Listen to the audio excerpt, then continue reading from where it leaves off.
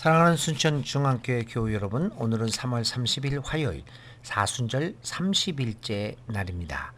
오늘 부를 찬송은 405장입니다. 주의 친절한 팔에 안기세. 이 찬송으로 하나님께 영광을 돌리시기를 바랍니다.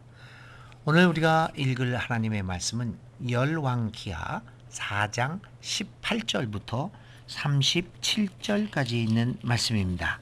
다만 오늘 이 기도 시간에는 32절부터 37절까지 있는 말씀만 읽도록 하겠습니다.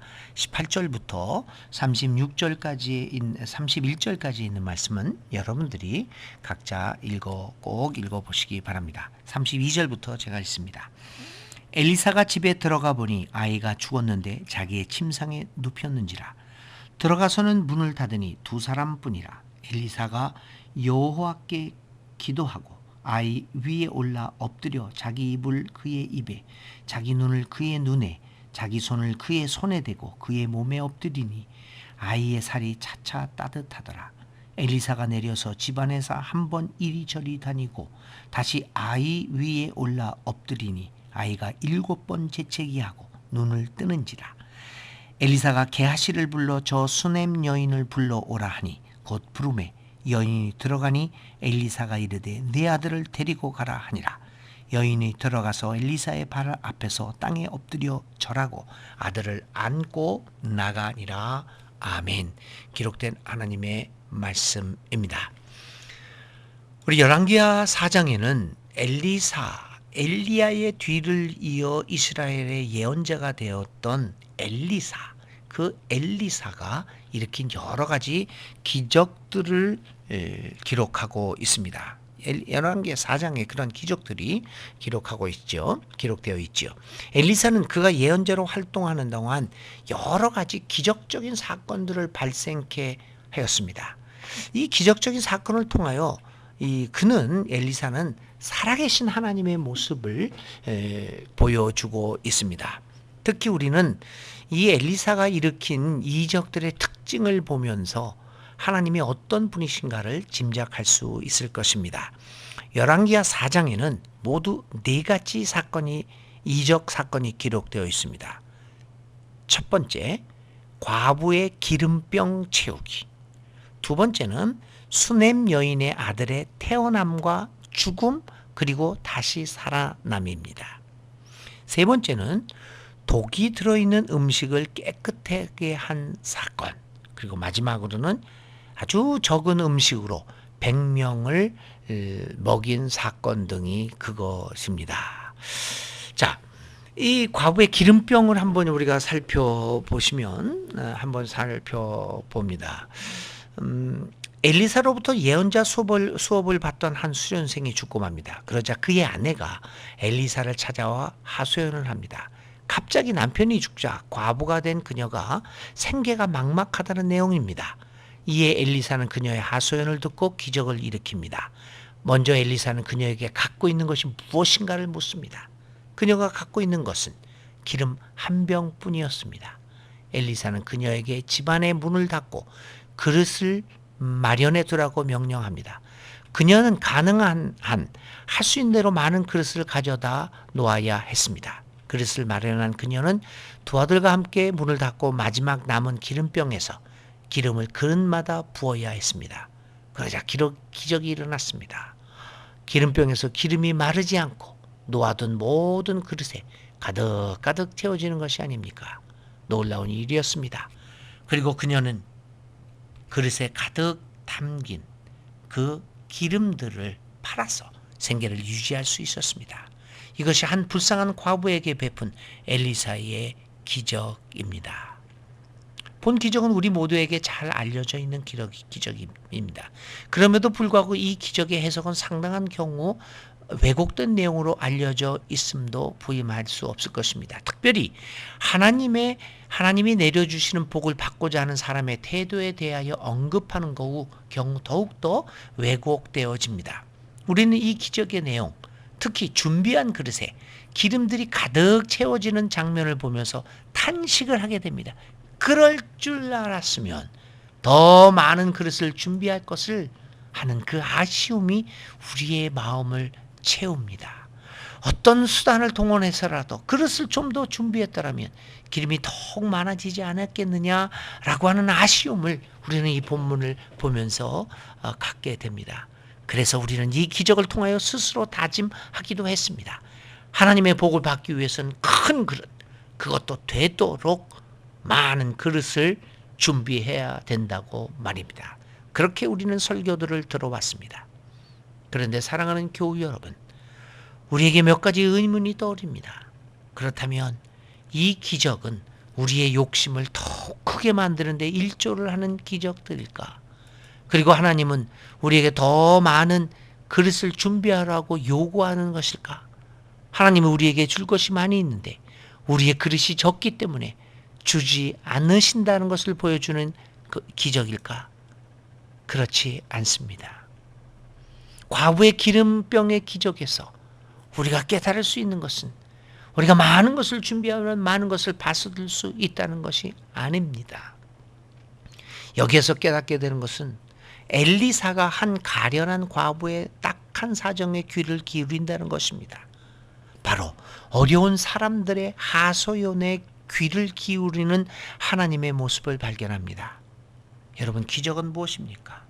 하나님이 어려운 사람들, 우리처럼 힘없는 사람들, 가난하여 어디에도 의지할 데 없는 사람들의 하소연을 들으시는 가운데 발생하는 것이 이적이라고 하는 것입니다.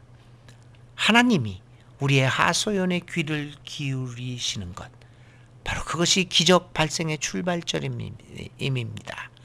이적은 하나님이 우리에게 자신의 능력을 보여주기 위한 방편이 아닙니다. 그래서 우리로 하여금 그에게 굴복하게 만들기 위한 수단이 아닙니다. 하나님은 그의 능력을 과시하는 것이 아니라 기적을 통하여 사람들의 하소연을 들으시고 그 딱한 사정을 해결하기 위하여 자신의 능력을 사용하시고 활용하시는 것입니다. 기적은 이처럼 하나님의 우리를 향한 하나님의 사랑과 도움의 표현입니다. 이적을 통하여 우리는 또다시 우리를 향한 하나님의 그 넓고 깊은 사랑을 체험하는 것입니다. 우리는 이처럼 삶의 매 순간마다 경험하는 하나님의 기적을 통하여 그분의 사랑에 감격하고 감동하며 더욱 그분을 의지하는 삶을 살아가야 할 것입니다. 그런데 오늘 우리가 읽은 본문은 어제 묵상했던 엘리야의 이야기가 그의 제자 엘리사를 통해 유사하게 비슷하게 재현되는 모습을 보여주고 있습니다. 엘리사가 수넴 지역을 지나가게 됩니다. 그는 거기서 부유하게 살고 있는 한 여인을 만나게 됩니다. 사실 이 여인은 평소에도 엘리사를 대접하기를 즐겨하는 인심 좋은 집이었습니다. 사람들을 대접하기를 좋아했고 이렇게 나그네들을 자기네 집에서 섬기기를 좋아했던 사람입니다. 그래서 엘리야도 그 지역을 지나가게 되면 커다란 부담 없이 이 여인의 집을 찾아와서 쉬고 먹고 자고 가곤 하는 집이었습니다. 여인으로부터 항상 융숭한 대접을 받곤 하던 엘리사는 어느 날 그 여인에게 무엇으로 그 정성을 보답해 줄 수 있을까를 생각합니다. 은혜를 갚고자 합니다. 그래서 엘리사는 그 여인에게 묻습니다. 무엇을 내가 해줄 수 있겠는가? 엘리사는 후에 그 집안에 아들이 없다는 것을 알게 됩니다. 그래서 엘리사는 그녀에게 아들을 낳을 것이라는 약속을 줍니다. 선물을 줍니다. 그리고 얼마 후에 그 집안에 아들이 태어나게 됩니다. 얼마나 기쁜 일입니까? 그런데 이게 어찌된 일입니까? 얼마 지나지 않아서 갑작스러운 일이 발생합니다. 그렇게 어렵게 얻었던 그 아들, 수넴 여인의 아들이 죽고 맙니다. 아들이 없었을 때보다 있다가 사라지는 고통은 더 말할 수 없는 것이 아니겠습니까? 너무나 슬픔에 잠긴 이 여인, 그녀는 엘리사를 찾아 나섭니다. 멀리서 아무 말 없이 그를 찾아오는 그녀를 발견한 엘리사는 단번에 그녀에게 무슨 일이 발생하였음을 알게 됩니다. 여인은 엘리사 앞에 나옵니다. 말 한마디도 없이 엘리사의 발을 껴안습니다. 아무 말도 하지 않습니다. 그러나 엘리사는 그 침묵 가운데 있는 말 없음 속에서도 이 여인의 고통을 알아차립니다. 이 엘리사의 말하지 않는 여인의 고통을 알아차리는 엘리사의 모습은 진정한 목회의 모습을 보여주고 있습니다. 예수님의 목회의 모습을 보여주고 있습니다. 말없이 전달되어지는 마음과 마음의 대화. 그것이야말로 예수님과 우리의 깊이 있는 만남의 모습이고 우리 교회 공동체가 추구해야 할 모범적인 모습이 아니겠습니까? 요한복음 4장에는 사마리아 여인과 예수님이 만나는 장면이 나옵니다. 여인은 자기의 집안에 대해서 자기의 삶에 대해서 아무것도 말하지 않습니다.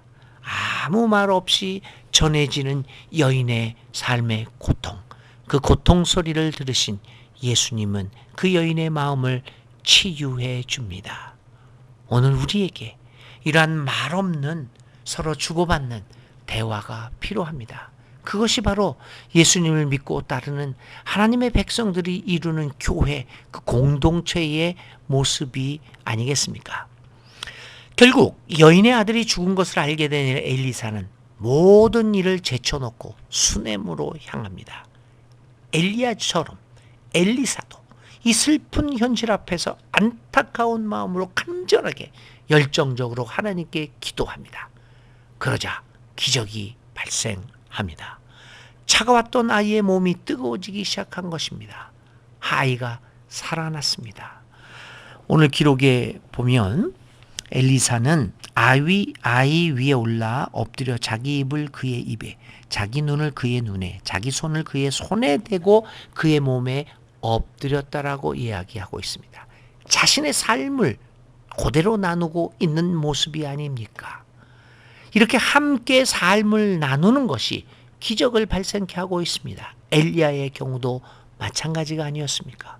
어제와 오늘 우리가 목격한 기적, 엘리야의 아들을 살리는 기적, 엘리사의 수넴 여인의 아들을 살리는 기적, 이 기적들은 고통을 공감하며 아픈 마음으로 기도함을 통해 우리들에게도 이러한 기적이 나타나기를 바라볼 수 있을 것입니다. 함께 삶을 나누고 고통을 나누고 기쁨을 나누고 애통을 나누는 삶을 함께 나누는 기도야말로 우리에게 기적을 발생케 하는 힘 있는 기도입니다.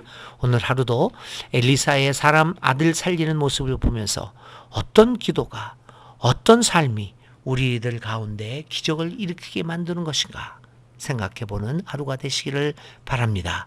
우리와 삶을 나누시고 우리를 위하여 간절하게 기도하시면서 고통을 받으셨던 그 예수님의 고난이 결국 우리 모두를 부활의 삶으로 다시 살아나게 해 주셨음을 오늘 엘리사의 본문을 통하여, 열왕기와 엘리사의 기적의 본문을 통하여 다시 한번 생각해 볼 수 있는 하루가 되시기를 바랍니다. 오늘의 기도 드립니다. 고난의 삶을 사셨던 주님과 함께함이 결국 우리를 살리게 함을 깨닫습니다.